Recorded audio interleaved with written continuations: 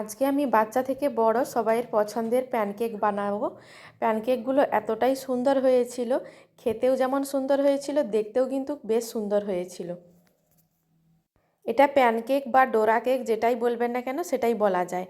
তো এটা আমি আমার মেয়ের জন্যই বানিয়েছিলাম। তার জন্য যে চকলেটের সিরাপটা দেওয়া হয়, সেই চকলেটটাও কিন্তু আমি বাড়িতেই বানিয়েছিলাম। নিয়েছি 1 কাপ মতো দুধ আর দিয়ে দিচ্ছি 2 চামচ মতো চিনি। তারপরে দিয়ে দিলাম 1 চামচ কোকো পাউডার, দিয়ে খুব ভালো করে মিক্স করে নেব। আর হাফ চামচ দিয়ে দিয়েছি কর্নফ্লাওয়ার। কর্নফ্লাওয়ারটা আপনারা চাইলে নাও দিতে পারেন, কিন্তু এই দুধ, চিনি আর কোকো পাউডারটা কিন্তু অবশ্যই দিয়ে দেবেন। দিয়ে ভালো করে এটাকে মিশিয়ে নিয়ে কিন্তু গ্যাসের ফ্লেমে বসিয়ে এটাকে ভালো করে ঘন করে নিতে হবে। আগে থেকে কিন্তু গ্যাসের ফ্লেমে বসাবেন না, আগে মিশিয়ে নেবেন, তারপরে কিন্তু গ্যাসের ফ্লেমটা অন করবেন। এইভাবে আমি কড়াইতেই প্রথমে মিশিয়ে নিয়েছি, তারপর গ্যাসের ফ্লেমে বসিয়ে দিয়েছি। বাজারে যে চকলেট সিরাপ কিনতে পাওয়া যায় সেটাও ব্যবহার করতে পারেন। আর বাচ্চারা একটু চকলেট সিরাপ দিয়ে খেলে বেশি পছন্দ করে খেতে, তাই এইটা বাচ্চাদের আপনারা টিফিনেও কিন্তু বানিয়ে দিতে পারেন, তাহলে ওরা কিন্তু খুব মজা করে খাবে। চকলেট সিরাপটা আমার অনেকটাই ঘন হয়ে গেছে, এই অবস্থাতে কিন্তু গ্যাসের ফ্লেমটা বন্ধ করে দিতে হবে।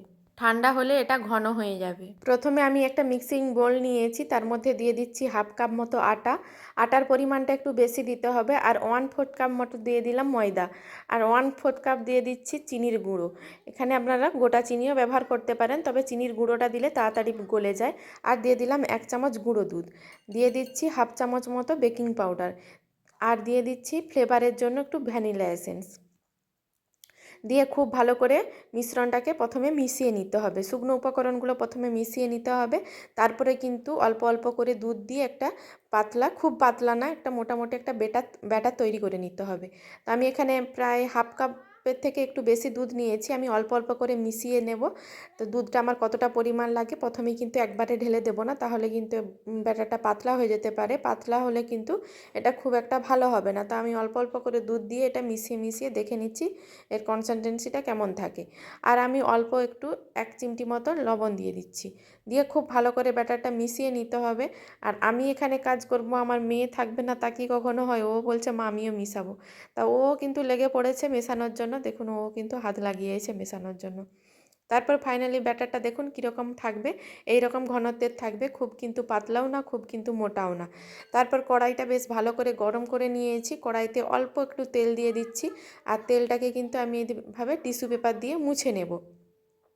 তো এইভাবে প্রত্যেকবার করতে হবে। তেল দিয়ে কিন্তু বেশি তেল দিয়ে এটা করা যাবে না, তাহলে কিন্তু দেখতে খুব একটা ভালো লাগবে না। এইভাবে অল্প 2-1 ফোঁটা তেল দিয়ে বা অথবা তেলটা ব্রাশ করেও আপনারা দিতে পারেন। আমি 1 হাতা মতো ব্যাটার এইটা কড়াইয়ের মধ্যে দিয়ে দিচ্ছি।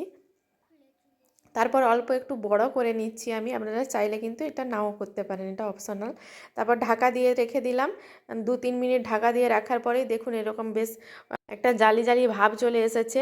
এরপর কিন্তু উল্টে দিতে হবে। উল্টে নিয়ে আবার অপর পিঠটাও ভালো করে একটু সেঁকে নিতে হবে। দেখুন কালারটা কতটা সুন্দর এসেছে। যেহেতু আমি একটু বড় করেছিলাম তাই একটু কেমন দেখতে লাগছে। তো পরেরটা কিন্তু খুব ভালোভাবে উঠে গিয়েছিল। তো প্রথমে একটা হয়তো একটু উঠতে অসুবিধা হয়েছিল, কিন্তু পরের বারেরগুলো খুব ভালোভাবে উঠে গিয়েছে। দেখুন প্রথমে একটু ঢাকা দিয়ে 2-3 মিনিট রাখার পর যখন দেখবেন যে উপরটা শুকনো শুকনো মতো হয়ে এসেছে, তখনই কিন্তু হালকা হাতে উল্টে নিতে হবে। খুব ভালোভাবে কিন্তু এটা উল্টানো যায়।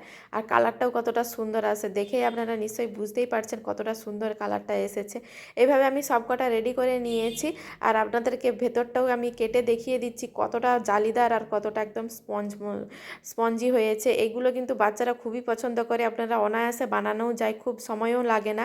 আপনারা অবশ্যই বাচ্চাদেরকে বাড়িতে টিফিনে কিন্তু এগুলো বানিয়ে দিতে পারেন। আমার এই প্যানকেক বা ডোরা কেকের রেসিপিটা আপনাদের কেমন লেগেছে অবশ্যই আমাকে কমেন্ট বক্সে কমেন্ট করে জানাতে ভুলবেন না। আর ভিডিওটি ভালো লাগলে শেয়ার করে দেবেন। আর আমার ফেসবুক পেজ থেকে দেখলে পেজটি ফলো করে নেবেন। ইউটিউব থেকে দেখলে সাবস্ক্রাইব করে দেবেন। দেখুন আমি ছিঁড়ে দেখিয়ে দিলাম। আর আমি যেই চকলেটটা তৈরি করে রেখেছিলাম এটা কিন্তু ঘন হয়ে যাওয়ার পর তখন অনেকটাই মোটা হয়ে গেছে, তাই কিন্তু আমি এটা উপর থেকে লাগিয়েও দিচ্ছি। দেখুন কতটা সুন্দর হয়েছে দেখতে। তারপর এটা আমি এর উপরে বসিয়ে দিচ্ছি, তারপরে কিন্তু সার্ভ করে দেব। দেখুন দেখতে কতটা সুন্দর হয়েছে। এইভাবে কিন্তু অবশ্যই আপনারা বাড়িতে একবার ট্রাই করে দেখবেন, খেতেও কিন্তু খুব টেস্টি হয়। শুধুমাত্র বাচ্চা কেন, বড়রাও কিন্তু এটা মজা করে খায়।